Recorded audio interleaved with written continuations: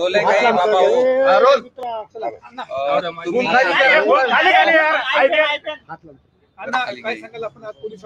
आपण भेट घेतलेली आहे पोलीस अधीक्षकांची, कुठल्या विषयावर आपण नेमकी चर्चा केली आणि काय आपण त्यांना सांगितलं?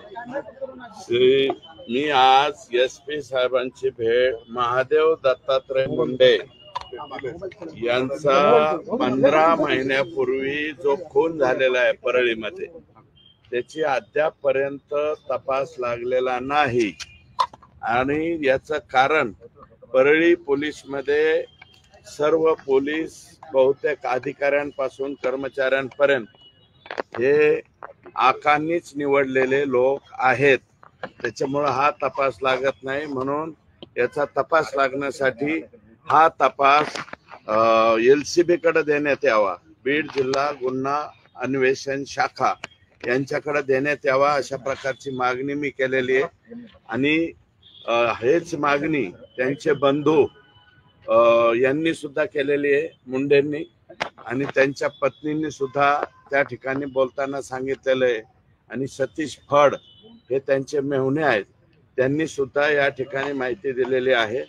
आणि माझ्याकडे जे काही माहिती आलेली त्या माहितीच्या आधारे मी या ठिकाणी सांगितलेलं आहे की ठराविक काही कर्मचारी, पोलीस कर्मचारी यामध्ये सुद्धा येत आहेत. ते तुम्हाला सांगतो, भाताने, संजय सचिन सानप, भास्कर केंद्रे, हे ठराविकच नाव येत आहेत. आणि हे फड एक कोणीतरी आहेत. हे सर्व कर्मचारी बघा तुम्ही, विष्णू फड, पोलीस कर्मचारी गोविंद भाताने, पोलीस कर्मचारी भास्कर केंद्रे, ह्या सर्व म्हणजे ह्या सगळ्या लोकांचे कॉल डिटेल जर चेक केले तर महादेव मुंडे यांचा खून कुणी केला हे 8 दिवसाच्या आत या ठिकाणी स्पष्ट होईल. आणि ह्या सगळे या कर्मचाऱ्यांना, रवींद्र सानप पासून ते आता मी नाव घेतलेले हे सगळे कर्मचारी, यातले भास्कर केंद्रे हे 15 वर्षापासून फक्त परळी तालुक्यातच आहेत. हे आता नवीन नियम मला वाटतं, मी आता गेल्याच्या नंतर राज्याच्या रश्मी शुक्ला मला वाटतं प्रमुख आहेत, त्यांना मी विचारणार आहे की एकाच जागेवरती किती वर्ष, 15 वर्ष एखादा कर्मचारी कसा राहू शकतो याचं डिटेल काढतो. कारण हे काय करतात, फक्त 3 महिने दुसऱ्या जिल्ह्यात गेलेला दाखवतात आणि 3 महिन्याने परत भास्कर केंद्रे परळीतच येतो आणि कशासाठी येतो काय कळत नाही. ही अशी भयानक परिस्थिती आहे. आणि एवढे लेकरं आहेत त्या महादेव दत्तात्रय मुंडेच. मला वाटतं IBN 18नी त्यांची एक मुलाखत दाखवली होती, त्या मुलाखतीमध्ये महादेव मुंडेंचा मुलगा सुद्धा दाखवलाय. आई तर रडतेच पण मुलगा सुद्धा रडतोय. मग त्या 2 लेकरं आहेत, कच्चे बच्चे आहेत महादेव मुंडेची, आणि 15 महिन्यापासून जर त्याचा तपास लागत नसेल तर हे दुर्दैव आहे. आज SP साहेबांना भेटलो, SP साहेबांनी कबूल केलं की परळीचे पोलीस याचा तपास करणार नाहीत, त्याच्याऐवजी मी LCBला ते हँडओव्हर करतो. LCBला हँडओव्हर करताना सुद्धा मी SP साहेबाला एक विनंती केली, LCBचे जे प्रमुख आहेत शेख का कोण यांना सुद्धा आकांनीच बसवलेलं आहे, त्याच्यामुळं LCBचे शेख वगळून LCBला ही केस द्या अशा प्रकारची विनंती त्या ठिकाणी मी केलेली. अण्णा संतोष देशमुख खून खटल्याच्या तपासामध्ये वेगवेगळे व्हिडिओ बाहेर येतात, वेगवेगळे खुलासे बाहेर, त्या संदर्भात काही चर्चा झाली काय? नाही, मी बोललो ना, आता त्याच्यामध्ये त्याचा तपास CID कडे चाललेला आहे. त्याच्यामुळं त्या केसच्या बाबतीत मी त्याचे जे प्रमुख आहेत बसवराज तेली यांना सोमवारची वेळ मागितलेली. तिकडं माझ्याकडे जे अपडेट्स आलेले आहेत ते सोमवारी, आणि कोणाकोणाचे नंबर चेक करायचे हे बसवराज तेली साहेबांना सोमवारी जाऊन बोलत. न्यायालयीन चौकशी सुद्धा याच्यामध्ये नेमलेली आहे, त्या चौकशीचं काय स्टेटस आहे, त्या समितीचं काय काम सुरू आहे? हे पहा, न्यायालयीन चौकशी म्हणजे राज्य सरकारकडनं हायकोर्टाला कळवलं जातं. हायकोर्टाला कळवल्याच्या नंतर हायकोर्ट नाव देतं. त्याप्रमाणे मला वाटतं अहलुवालिया यांचं नाव आलेलं आहे आणि ते माननीय उच्च न्यायालयाचं दर्जा असल्यामुळं त्याच्यावरती अधिक बोलणं उचित नाही. चौकशी ते सुरू झाली का त्यांची एवढं? हो आता सुरूच होईल ना, ऑर्डर निघेल त्याची चौकशी चालू होईल. पोलीस एसआयटीचं काम करील आणि जी याच्यामध्ये न्यायालयीन चौकशी नेमली ती न्यायालयीन चौकशीचं काम. या संदर्भात मी आज जे आलेलो आहे ते मी महादेव मुंडे यांच्या मर्डर प्रकरणाबद्दल आलेलो आहे.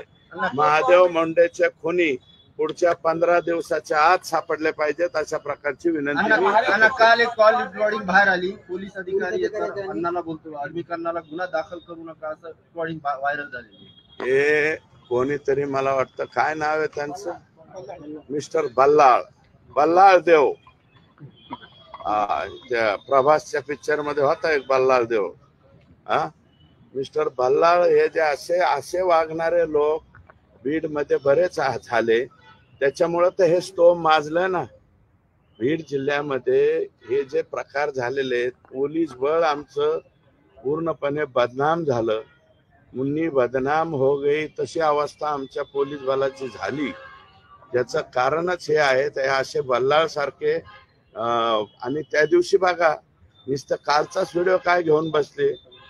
वाल्मिक कराड यांना कोर्टातून जेलमध्ये नेताना वाल्मिक कराडचा संतोष कांबळे नावाचा पीए कसा बसल त्याच्या बरोबर याची काळजी सुद्धा बल्लाळ घेत होता. तो व्हिडिओ नाही का तुमच्याकडे? तो सुद्धा व्हिडिओ दाखवा ना, त्या दिवशीचा तो व्हिडिओ दाखवा. तोच म्हणतोय संतोष कुठे या, लवकर रोहित लवकर या. अरे बाप रे, अरे काय चाललंय.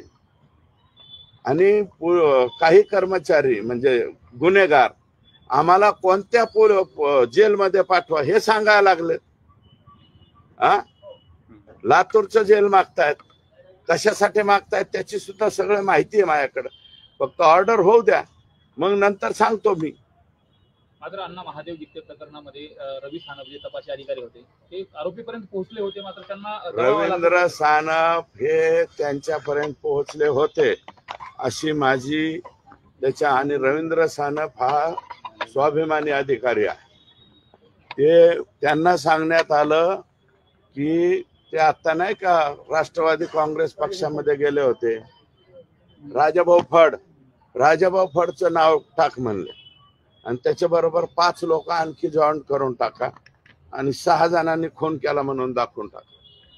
आणि ज्या वेळेस हे महादेव मुंडेचा खून झालाय या कालावधीत सुशील कराड आणि श्री कराड, सुशील कराड हे वाल्मिक अण्णाचे चिरंजीव आहे आणि श्री कराड यांचे या दुबे मला वाटतं मुंबईवरनं कोण आणलेले आहेत, अतुल दुबे सायबर तज्ञ यांना आणले. 6 मोबाईल क्रमांकावरून वाल्मिक कराड यांचे चिरंजीव सुशील आणि श्री या 2 मुलांनी पोलीस निरीक्षक रवींद्र सानप,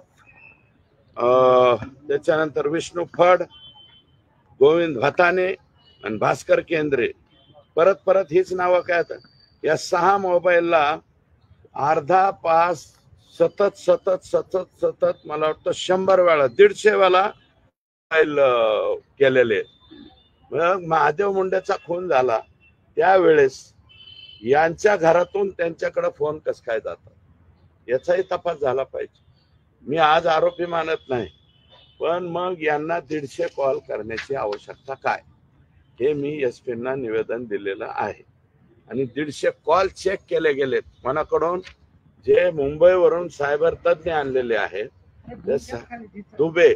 दुबे नावाचे जे सायबर तज्ञ आहेत त्यांनी त्यांचं मत या ठिकाणी नोंदलेलं आहे. एक ट्विट आव्हाडांनी एक ट्विट केलाय. त्या व्हिडिओ मध्ये एक महादेव गीते नावाच्या व्यक्तीचा तो व्हिडिओ आहे हॉस्पिटलमधून. मात्र ते महादेव गीते आता जेलमध्ये आहेत आणि ज्यांच्यावर त्यांनी आरोप केले ते मात्र बाहेर दिसतात. महादेव गीते जेलमध्ये आहेत आणि त्यांनी ज्यांच्यावर आरोप केले, ज्यांनी गोळीबार केला असं त्यांचा, ते मात्र बाहेर आहेत. म्हणजे असं झालंय का? ट्विट केलंय जर आता जितेंद्र आव्हाड साहेबांनी ट्विट जर केलं असेल मला वाटतं ते खरोखर तपासलंच गेलं पाहिजे. आणि मी जे म्हणलं ना आता कृष्णाजी की ठराविक जेलची मागणी वगैरे या आरोपींकडनं होऊ शकते. माझं म्हणणं आहे की या आरोपींना मराठवाड्याच्या बाहेर आता ज्यावेळेस यांचे MCR होते मराठवाड्यामध्ये यांना ठेवण्यात येऊ नये. शक्यतो पश्चिम महाराष्ट्रही नको, यांना विदर्भामध्ये तिकडे जरा लांब पाठवलं पाहिजे, कारण तिकडचे जेल जरा वेगवेगळे अधिकारी असतील तिथं. लातूरला परिस्थिती जरा गंभीर आहे. अण्णा वाल्मिक कराडशी संबंधित असलेल्या लोकांची अनेक ठिकाणी प्रॉपर्टी दिसून येते, यामध्ये ईडी चौकशी झाली पाहिजे का किंवा तशी तुम्ही मागणी करणार? ईडीची नोटीस लागलेली आहे, फक्त आम्ही आता कागद गोळा करतोय आणि ते सगळे ईडी कडे नेऊन घाल. तुम्ही तक्रार करणार होता वेगळी. आम्ही तक्रार करणार आहे. आणि आता इथं मांजर शुंब्याला सापडले ना 20-25 एकर, ते काय आता 7-12 आलाय. इथं जमीन घेतली जाधवच्या नावावर, जाधवच ना, जाधव मंगल बबन जाधव, काय ते सेम नाव आहे त्यांच्यावरती, ज्योती मंगल जाधव हे नाव कॉमन आहे सगळीकडच. आणि त्यांची आता इथं मला वाटतं 5-25 एकर सापडली. पण ह्यांचे 5-25 एकर मध्ये जे दरी होती ती भरायसाठी दुसऱ्याच रसाळांचं उकरलंय आणि तिकडं नेऊन टाकलंय. रसाळांनी बोलायचं नाही, रसाळांनी निमूट सहन करायचं, अशा पद्धतीच्या प्रकार इथं या जिल्ह्यामध्ये घडलेल्या.